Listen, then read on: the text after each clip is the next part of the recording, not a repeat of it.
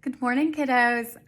We're going to start with Module 6, and bear with me because this is going to be a little bit of trial and error. Module 6 is about expressions and equations, and the main thing that you need to know about there is that an equation has an equal sign and an expression does not. So if you see a math sentence, say 3 plus 3, because that does not have an equal sign, that is an expression.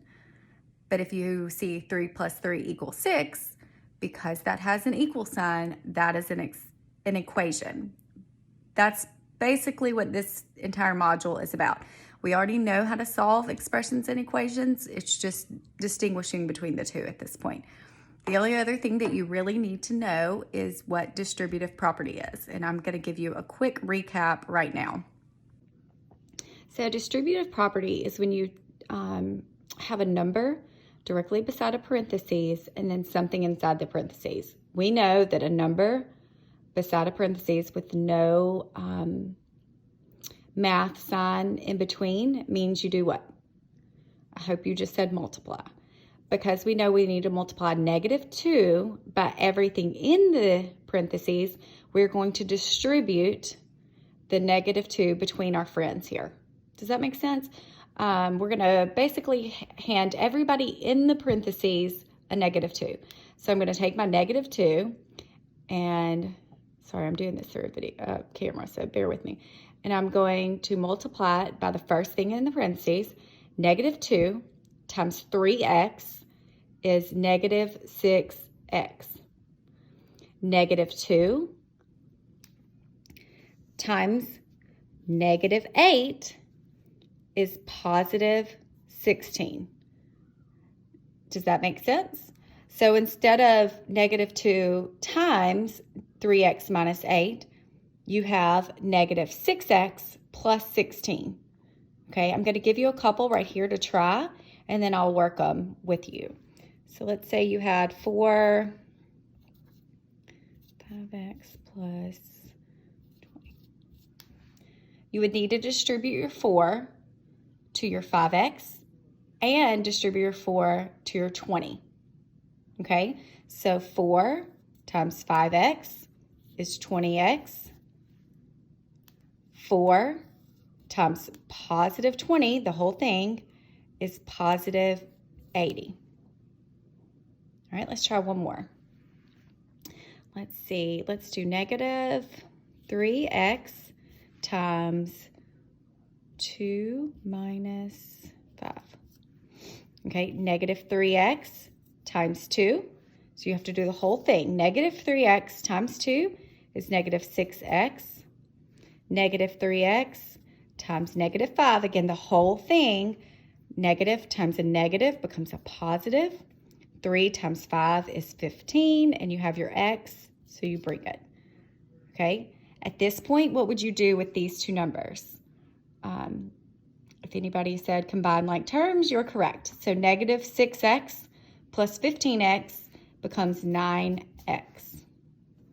If you're making a note sheet to keep for your Module 6 notes, this is the only thing that I've just added.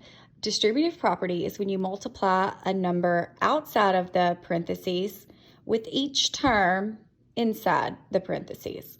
So you're distributing the outside term with everything inside it. So the 3x gets a -2 and the -8 gets a -2. Does that make sense? I hope so. If not, I've uploaded a video from Khan Academy, or I've linked a video from Khan Academy on distributive property help.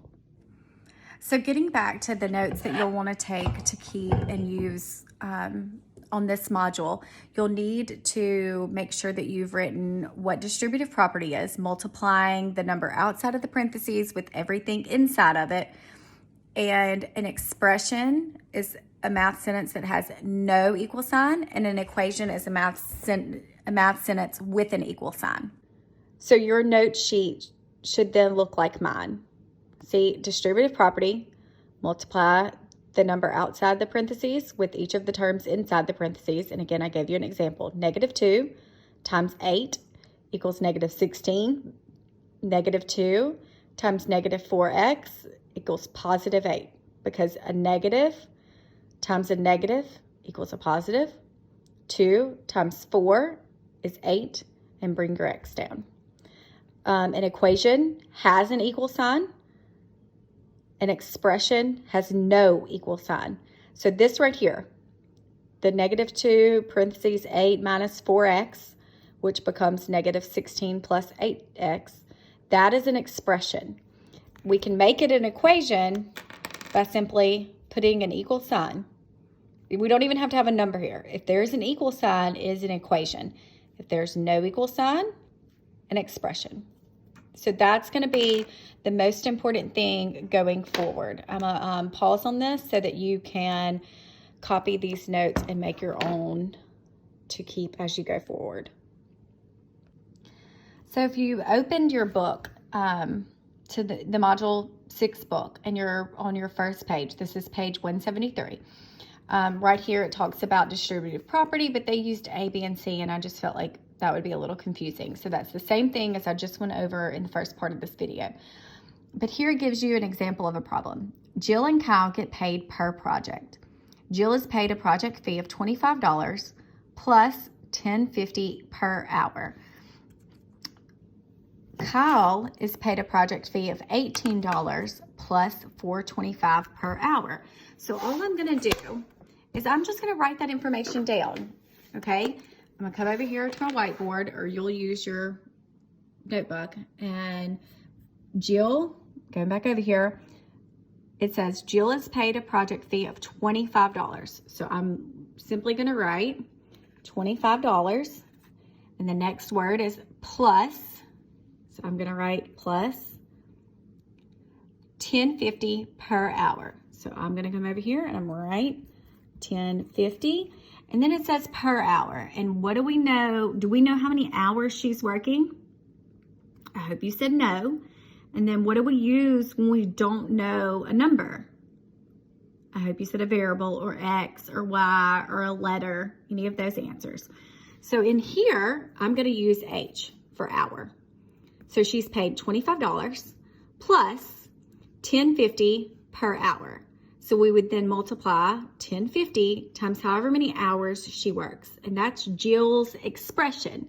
This is an expression because it does not have an equal sign. Does everybody understand that?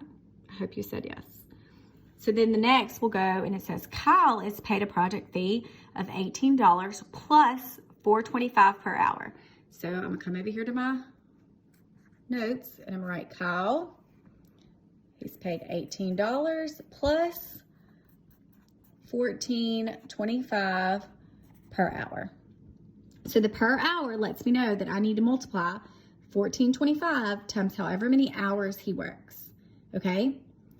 Now it says, write an expression to represent how much a company will pay to hire both to work the same number of hours on a project. So all we want to do is combine these two expressions into a larger one. To do this, you have to combine like terms. 18 and 25 are just numbers, correct? So we can just add those together. 25 plus 18 is 43. I'm going to bring down my plus sign, okay? Because both of these numbers have H's, it's like saying that I have 10.5 H's here and 14.25 H's here. So I'm just going to add those two things together, and that's going to give me 24.75 H. Does that make sense? We combined our like terms. 25 and 18 are alike because they're both just dollar amounts. They're the fees that the company paid at the beginning. No matter what, they're getting this amount of money.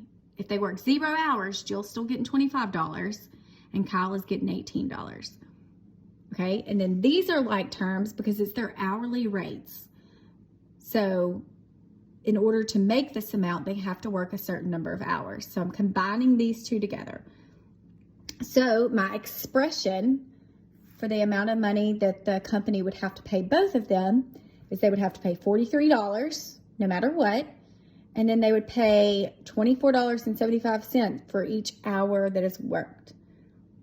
Does that make sense? I hope so.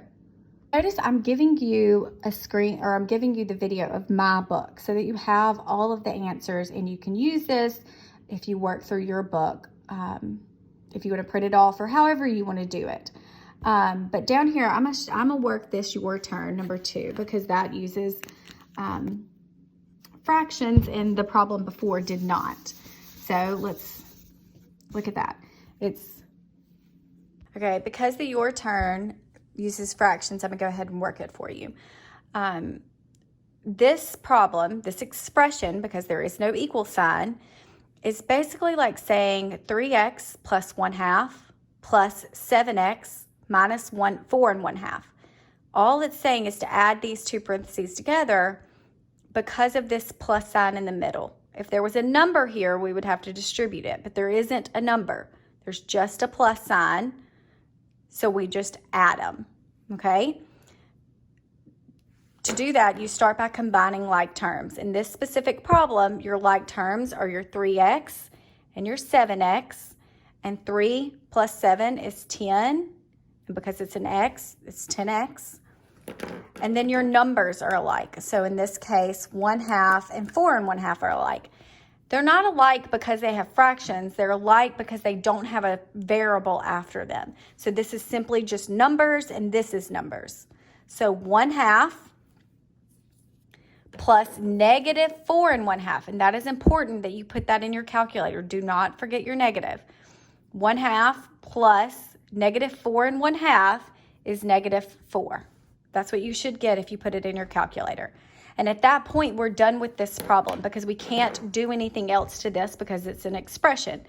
If it had an equal sign, we would solve for x, but because there is no equal sign, you can't solve for x. It's like saying you have 10 x's minus 4 hash marks. You can't do anything with that, so you move on. And this is your answer to the your turn. And if you notice, that is their answer to the your turn, okay? So now I'm gonna give you an opportunity to work your turn number 3. It uses decimals, and you should be able to just do that on your own and then come back here and see if you got it correct. Okay, here's the problem for your turn number 3 on page 173. If you want to pause here and write that down and try it, you can. If not, I'm going to go ahead and work it. In this problem, the first thing that we need to do is combine our like terms. So my like terms in this problem are my 0.25x and my 1.5x. So 0.25 plus 1.5 gives me 1.75x. And if you put that in your calculator, that is what you should get. 0.25 plus 1.5. Okay, now what matches are my numbers, 3 and 1.4. And if you'll notice, 3 doesn't have a decimal, but they still match because they're numbers. So you put it in your calculator, 3 plus 1.4, and you get, 4.4. And that is your answer to this your turn. Oh, except I messed up. I wrote the problem down wrong. This was negative 0.25 plus 1.5. So do that again in your calculator. Negative 0.25 plus 1.5, and you get 1.25x. So 1.25x plus 4.4, that is the answer. All you're doing is writing an expression, okay? Or in this case, look, the example, the directions said simplify each expression. This is simplified as much as it can be simplified because you can't do anything else to this because it's an expression.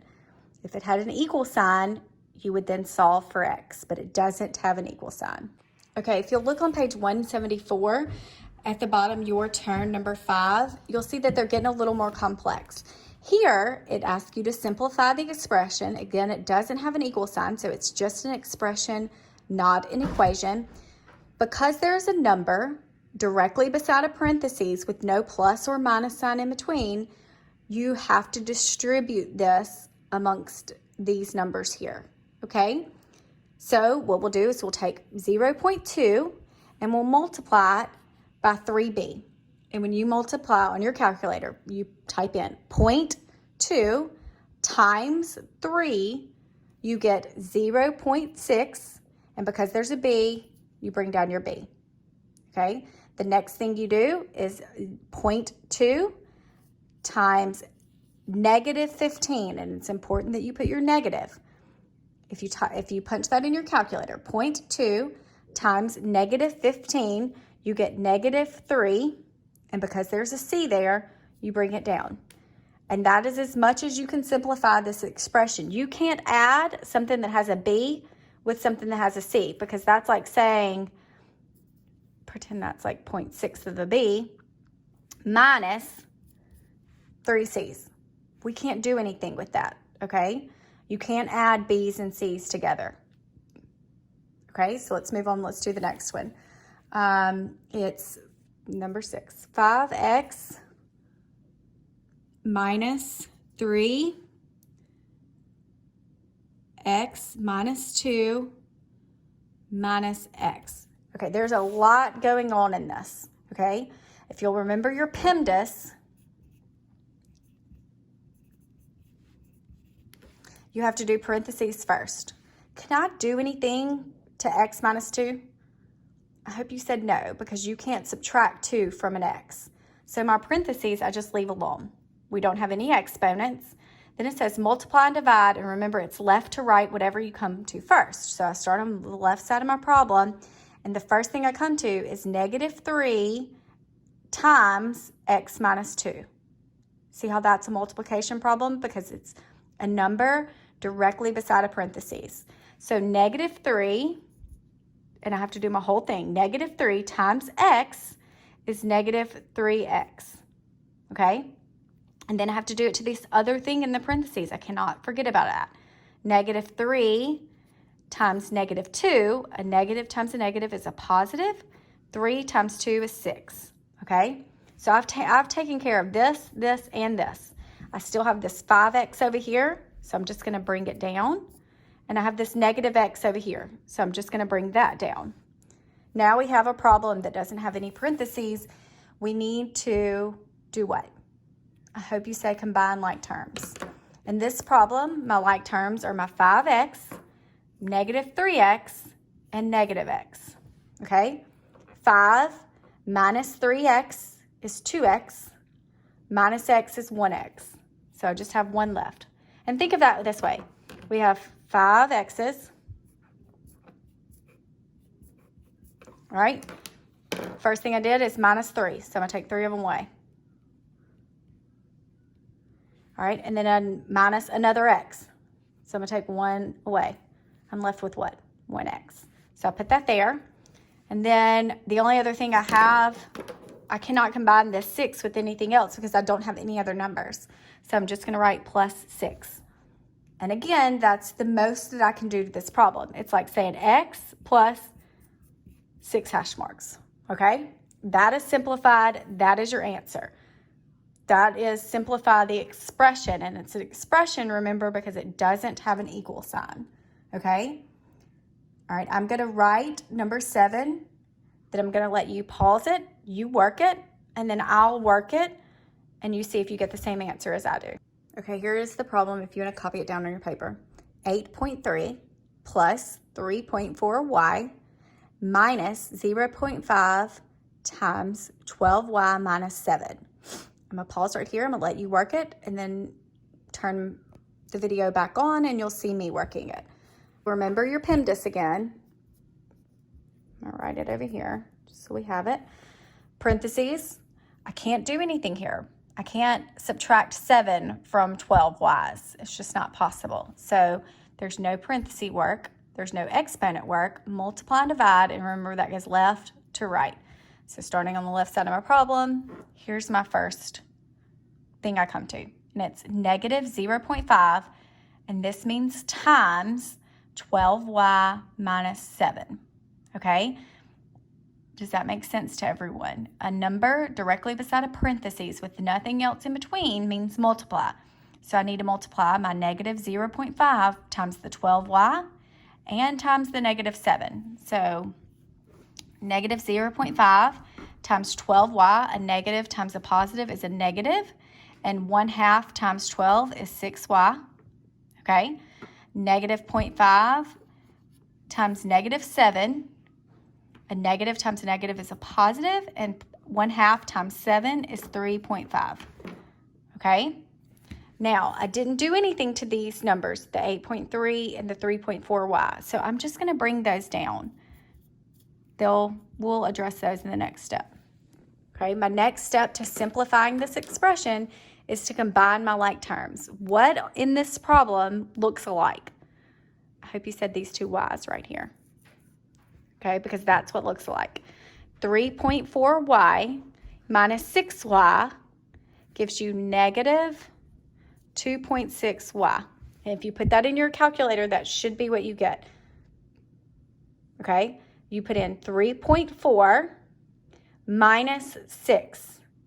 That's all you have to do in your calculator. 3.4 minus 6, and that should give you negative 2.6. And of course, they're y numbers, so you bring down your y. And then the other like term in this problem is your 8.3 and your 3.5. Okay, put this in your calculator. Don't try to do it in your head.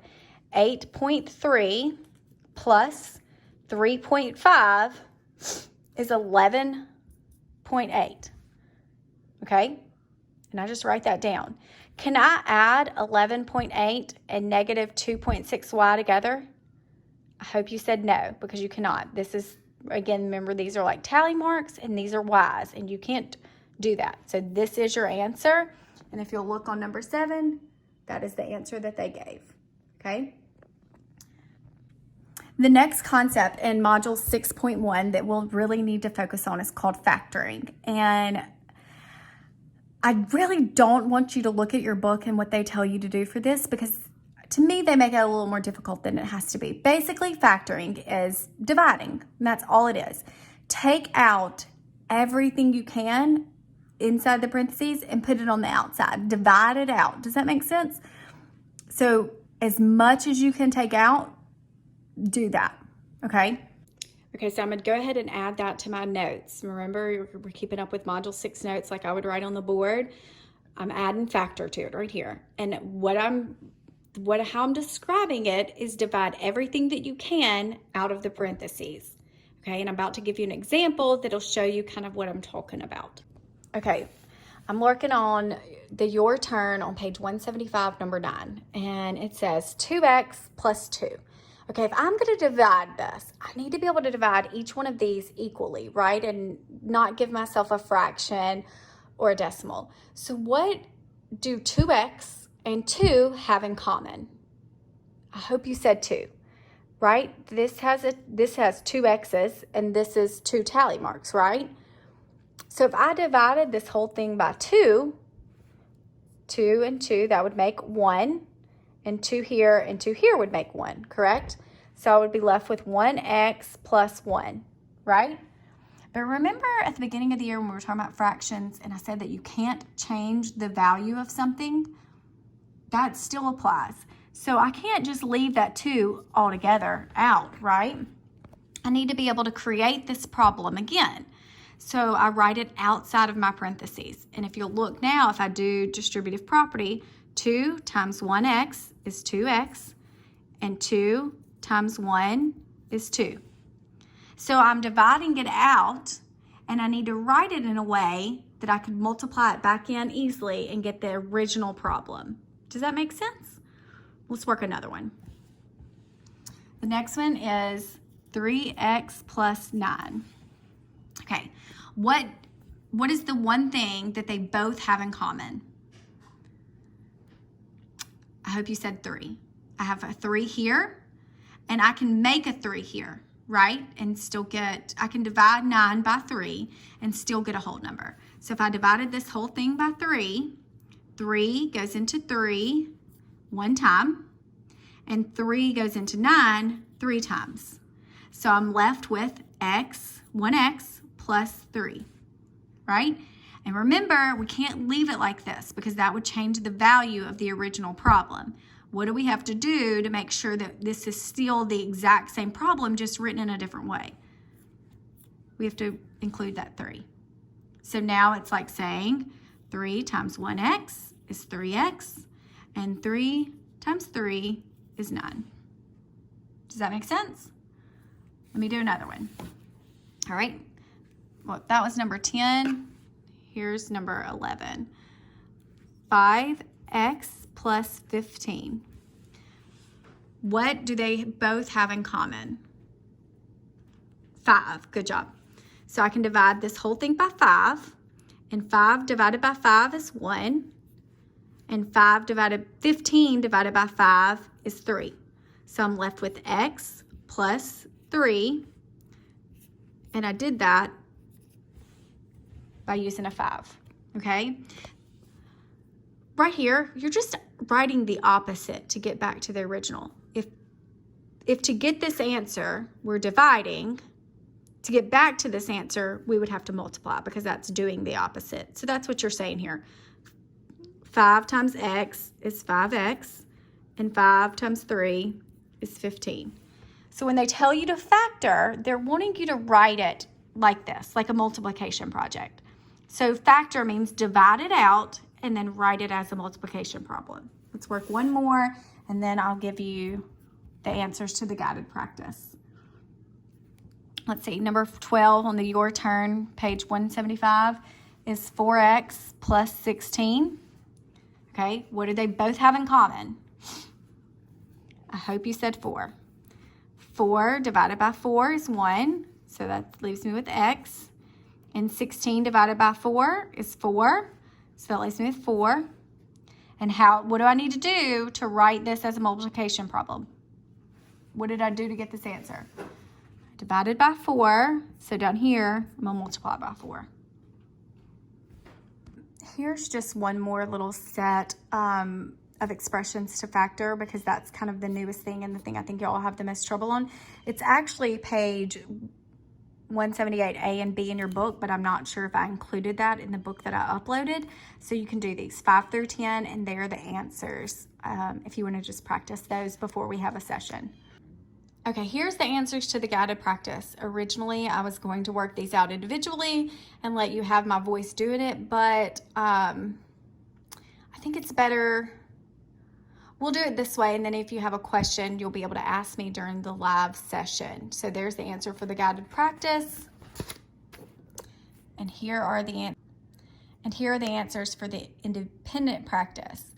What you'll probably be asking me during the live sessions are about these word problems. What I'm wanting you to do is go ahead and practice a few. See if you can set up the expression or the equation, and then when we have the live session, you can see if you got it right, or ask me what it is that you got wrong, or tell me what your answer is and I can tell you what you did wrong. I hope that you have watched this before we have the live session. Here are little rules that I want us to practice on the live session. If you join the morning group, I'm going to ask that if you join the afternoon group, you don't ask any questions unless no one else is asking questions, and then you can. I think that that's best for right now. I mean, if there's an opportunity and no one else is asking questions, then obviously do so. But I want to make sure that everybody gets the same amount or a fair amount of time to work with me.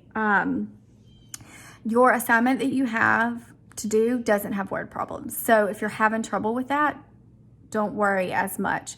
It does ask you to write an expression, and that's something that we will definitely go over during the live sessions a good bit. Learning how to write this expression and then actually how to solve it. But the solving it is what we've been doing the whole time with equations. So I'm not as concerned about that. Good luck, and I can't wait to see y'all.